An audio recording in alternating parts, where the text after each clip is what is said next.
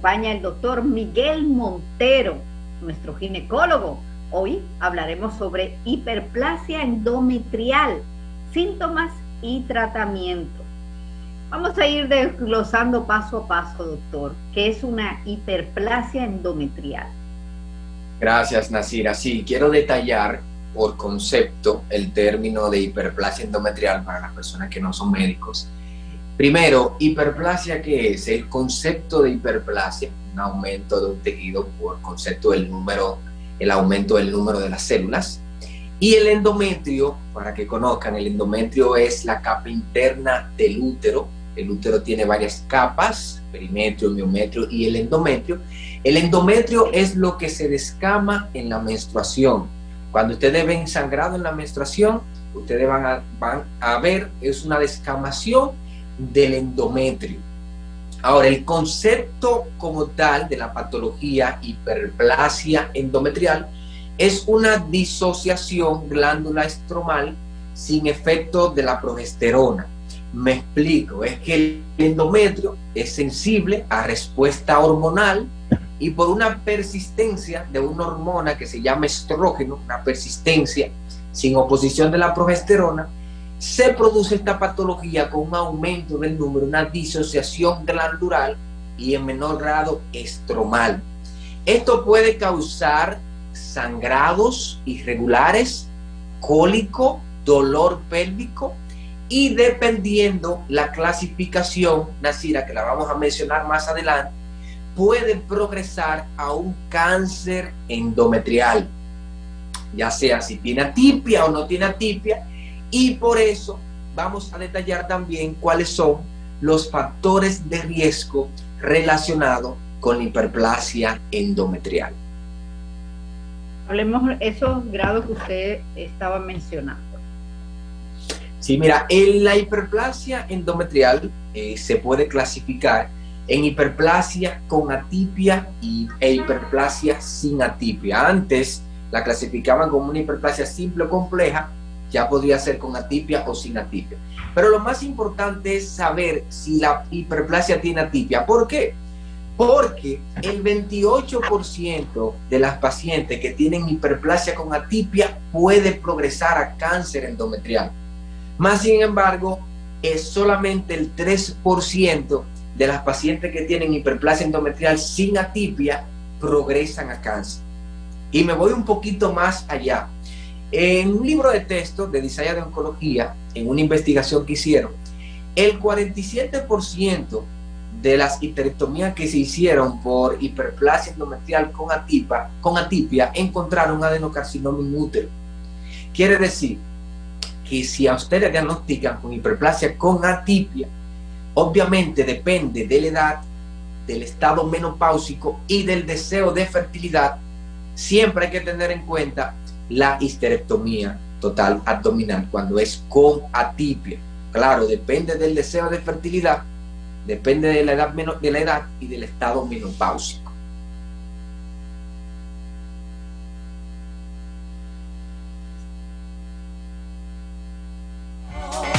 Parece que Graciela se me escucha.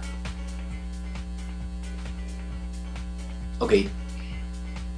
Nasira tiene algún problemita con la red. Es bueno mencionar, además de decir, ok, ya Nasira está un poquito en silencio, ok. Le estaba comentando a Nasira de la progresión, ya sea con hiperplasia con atipia o hiperplasia sin atipia. Pero, ¿cuál es la medicina que a mí me gusta llevar a nuestros oyentes, la medicina preventiva? Y para eso vamos a hablar de los factores de riesgo de desarrollar una hiperplasia endometrial. Vamos a comenzar con lo más común, la obesidad. Número 1, la obesidad es un factor de riesgo demostrado de hiperplasia. ¿Por qué? Porque en las grasas hay una conversión del colesterol por una enzima, se llama aromatasa, a estrógeno. Y ese estrógeno, que también lo produce el ovario por esa conversión, va a estimular siempre ese endometrio, va a estimular y se puede generar una hiperplasia. De hecho, uno de los pilares de tratamiento es disminución, el cambio del estilo de vida. Y pacientes que son obesas, que tienen sangrados irregulares, siempre es bueno descartar la patología endometrial como la hiperplasia endometrial. O sea que si eres obesa, si tienes sangrados irregulares, es importante descartar la hiperplasia endometrial. Otro de los factores de riesgo, Nasira, para irlo desarrollando, la diabetes está relacionado. La paridad en pacientes que son nulíparas, por ejemplo, pacientes que tienen 40 años en transición menopáusica, que tienen 43, tienen 45, que son posmenopáusicas y tienen sangrado, la nuliparidad es un factor de riesgo de desarrollar hiperplasia. Otro de los factores de riesgo relacionados, la terapia de reemplazo hormonal. Ojo con eso, ojo con eso. La terapia de reemplazo hormonal es beneficiosa siempre y cuando se tomen los criterios pertinentes para la elección de esta terapia de reemplazo hormonal. Por eso es importante asistir al médico, realizarse los chequeos protocolares, sonografía, evolución tanto o verificación de la parte renal, de la parte hepática, porque la terapia de reemplazo hormonal está relacionada en pacientes con hiperplasia. También... Disculpe, doctor, qué bueno que usted puso este punto, porque le iba a hacer la siguiente pregunta: ¿qué pasa con aquella mujer perimenopáusica que tiene sangrado, que se desaparece, pero no va al ginecólogo? No va al ginecólogo y dice, bueno, esos son los años, le achacan a que, bueno, ya entré a la menopausia, se lo achaca a eso, no va al ginecólogo, y puede haber algo trasfondo, algo que no anda bien, doctor. Claro que sí, porque otro de los factores de riesgo de la hiperplasia endometrial son los ciclos anovulatorios por persistencia estrogénica. Ciclo anovulatorio quiere decir que usted tiene un ciclo que no ovula y otro sí, producto de la transición menopáusica. Y esa persistencia estrogénica, es cierto que muchas veces en esa etapa de la transición esos sangrados son hormonales, pero eso puede ocasionar daño endometrial. Y tú puedes tener como diagnóstico una patología endometrial con atipia, que ya le mencioné el porcentaje que puede progresar a cáncer en 4 años. 27%.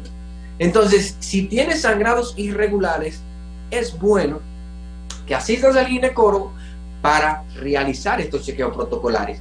Y también mencionar que puede estar asintomático. Una paciente puede tener una hiperplasia endometrial y no tener síntomas. Nosotros ver como hallazgo sugestivo en la sonografía un engrosamiento endometrial que no se corresponde con la etapa del ciclo, y nosotros podemos hacer el pesquisaje o el diagnóstico histológico de la hiperplasia endometrial. ¿Podemos desarrollar qué es una atipia?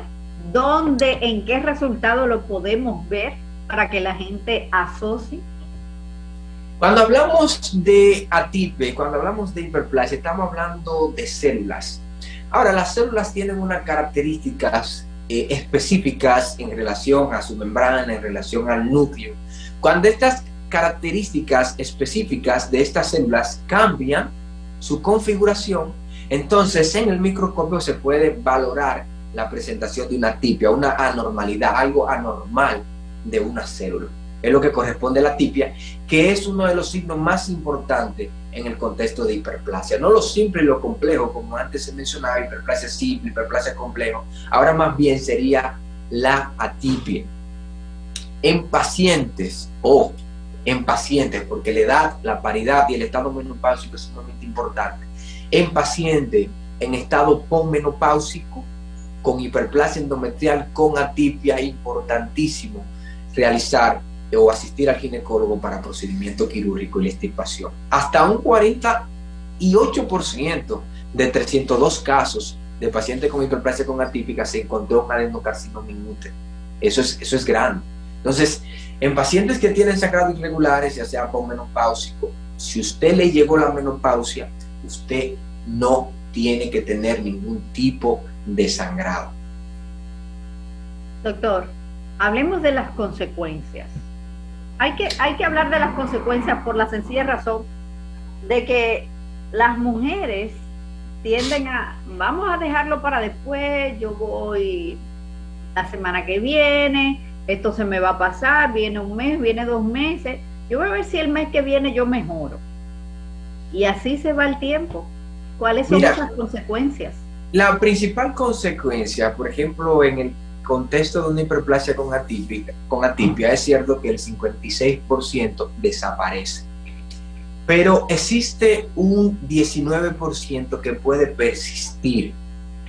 Entonces, en un promedio, en las pacientes con atipia de 4 años, así era 4 años es un periodo de gobierno, un promedio de 4 años, una hiperplasia con atipia, sin seguimiento, sin tratamiento, que es una paciente con edad menopáusica, tiene un porcentaje de hasta 26% de desarrollar cáncer. Entonces, la mayor complicación es el desarrollo del cáncer endometrial. Por eso, obviamente las pacientes que tienen esta patología pueden tener sangrados anemizantes, sangrados que pueden comprometer el estado volémico de la paciente, el estado hemodinámico. Por ejemplo, otra cosa que le tengo que hablar, que las personas entienden que la patología de hiperplasia es solamente en pacientes de edad mayores, pero no, yo tengo pacientes jóvenes con factores de riesgo como obesidad o diabetes, o que están utilizando medicamentos y tienen la patología de hiperplasia endometrial, que si tiene una atipia y no tiene hijo, necesita una asesoría de infertilidad, porque el tratamiento conservador solo se puede realizar en este tipo de pacientes que tienen deseo de fertilidad, por el alto porcentaje de poder progresar a cáncer. Estamos con el doctor Miguel Montero, ginecólogo.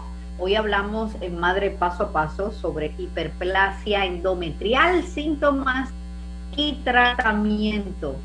Recuerden que para sus preguntas pueden dejarlas en la cajita aquí debajo, en el live, en la cajita aquí debajo, en sus preguntas a nuestro ginecólogo. Puede ser del tema o puede ser o alguna pregunta con respecto a su salud. ¿Ok? La dejan aquí en la cajita aquí debajo. Y también a nuestra gente que está en el WhatsApp, ya deben de estar formulando sus preguntas. Recuerden, nuestro WhatsApp es el 849-261-1818.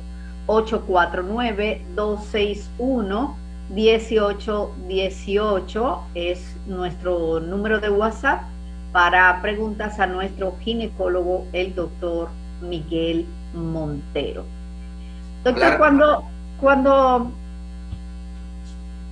una paciente le dicen lo que tiene, que tiene el sangrado abundante.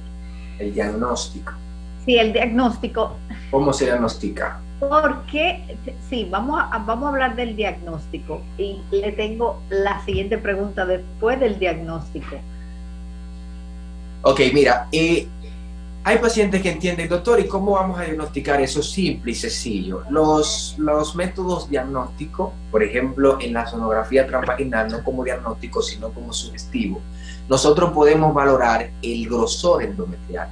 Por ejemplo, en pacientes que son menopáusicas, el grosor endometrial, cuando es mayor a 5 milímetros, ya nosotros podemos valorar, podemos interpretar si ese endometrio está teniendo estimulación estrogénica o si tiene más de 16 milímetros en edad reproductiva. Claro está, hay que hacer una correlación con la etapa del ciclo donde se encuentre.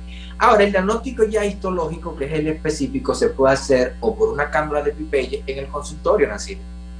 Con una cánula de Pipelle, la paciente viene con sangrado irregular, con los factores de riesgo ya mencionados. Nosotros podemos hacer con una sensibilidad de hasta el 95%, con una canulita, le hacemos el aspirado endometrial y lo mandamos a biopsiar. También se puede mandar a hacer un legrado uterino, ya eso depende de la etapa o del estado hemodinámico que se encuentra en la paciente, pero también por legrado fraccionado nosotros podemos diagnosticar la hiperplasia. Ya dieron el diagnóstico y comienza la mujer a decir, no, que con una botella eso se sana. Ay. La famosa botella, ¿usted sabe que eso no se queda, doctor? Sí, mira. La famosa botella. Mira, ¿qué pasa? Tú puedes, yo siempre lo menciono y siempre lo digo, tú puedes tener una hiperplasia endometrial tomarte cualquier medicamento o cualquier botella y no tener sangrado en cierto momento, y no quiere decir que la tipia, si la tiene, o se vaya a eliminar. No, no, no. Nosotros tenemos que identificar esta normalidad celular por el alto porcentaje de progresión.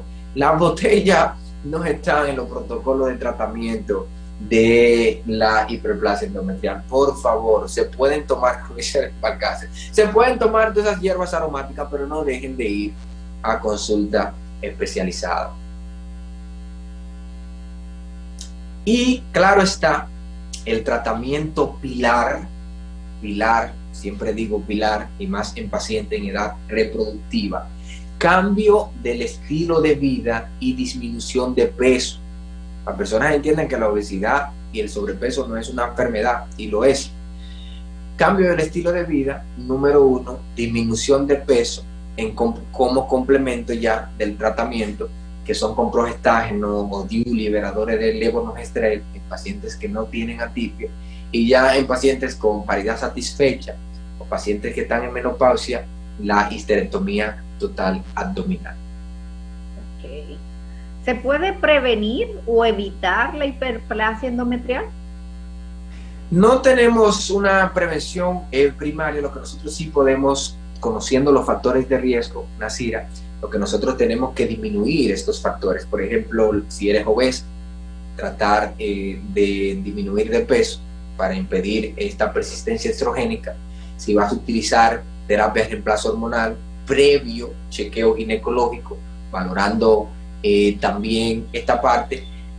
La nuliparidad no diría que uno lo pudiera disminuir, pero sí en pacientes que son nulíparas, que no tienen hijos, es un factor de riesgo que está relacionado. O sea, que disminuir o prevenir más bien sería tratando de quitar los factores de riesgo relacionados con la hiperplasia. No es como el cáncer de cervix, que nosotros sí podemos hacer una citología, encontrar una lesión de bajo grado, tratarla o hacerle un cono si tiene una lesión de alto grado y no permitir que se desarrolle el cáncer.